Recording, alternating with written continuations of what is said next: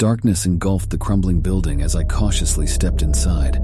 The abandoned asylum had long been rumored to be haunted, but curiosity had gotten the better of me. I gripped my flashlight tightly, its beam slicing through the murky air as I ventured deeper into the decaying structure.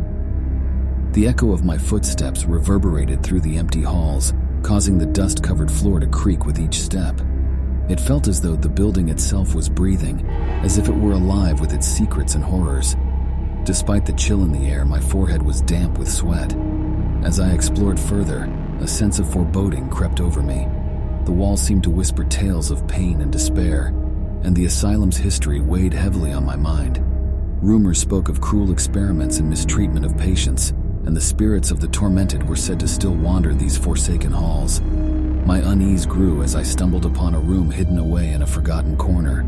The door groaned as I pushed it open, revealing a scene that sent shivers down my spine. Broken restraints lay on the floor, a haunting reminder of the horrors that had transpired here.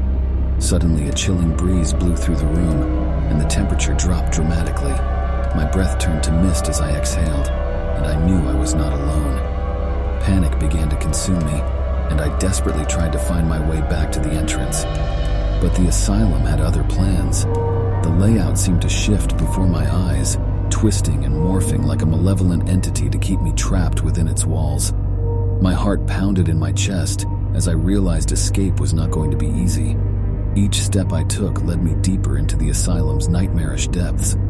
The flickering lights cast eerie shadows that danced on the walls, and the distant sound of moans and cries sent chills down my spine. It was as if the spirits of the tormented were trying to communicate with me, to warn me of the horrors that lay ahead. I stumbled upon a series of old patient records scattered on the floor.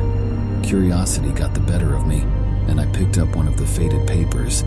It detailed the tragic tale of a young girl who had been admitted to the asylum after displaying strange and violent behavior.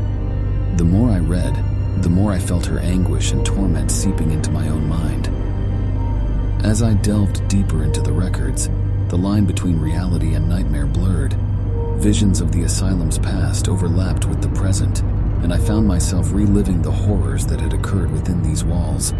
The anguished cries of the patients echoed in my ears, and I felt their pain as if it were my own. I desperately tried to tear myself away from the haunting memories, but the asylum had claimed me as its own. It fed on my fear, relishing in my terror as I became entangled in its dark history.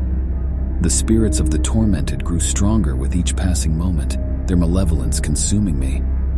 I tried to scream, but no sound escaped my lips. The asylum's grip on me tightened, and I felt as though I were suffocating under its weight. The walls seemed to close in around me, and the air grew thick with the stench of decay. In my despair, I remembered an old legend about a key that could unlock the asylum's cursed hold. The key was said to lie within the heart of the building, hidden away from prying eyes. With newfound determination, I searched for the elusive key, desperate to break free from the asylum's clutches. As I explored every nook and cranny, I could feel the presence of the spirits growing more restless. They seemed to sense my intentions, and their anger manifested in violent poltergeist activity. Objects flew across the room, and the walls seemed to bleed with the pain and suffering they had witnessed. Finally, I stumbled upon a hidden passage leading to the asylum's heart. It was a small, forgotten room, untouched by time. There, on a dusty pedestal, lay the key to my salvation. I reached out, my hand trembling, and grasped the cold metal.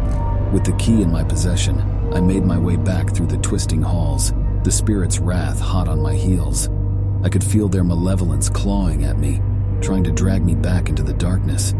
With a final burst of strength, I reached the entrance and pushed the heavy doors open. The sunlight blinded me as I emerged from the forsaken asylum. The weight of its horrors lifted from my shoulders, and I felt a sense of relief wash over me.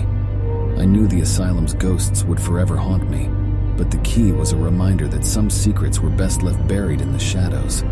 As I walked away, I vowed to never again tempt the darkness that lurked within abandoned places, for I had learned that some nightmares were all too real.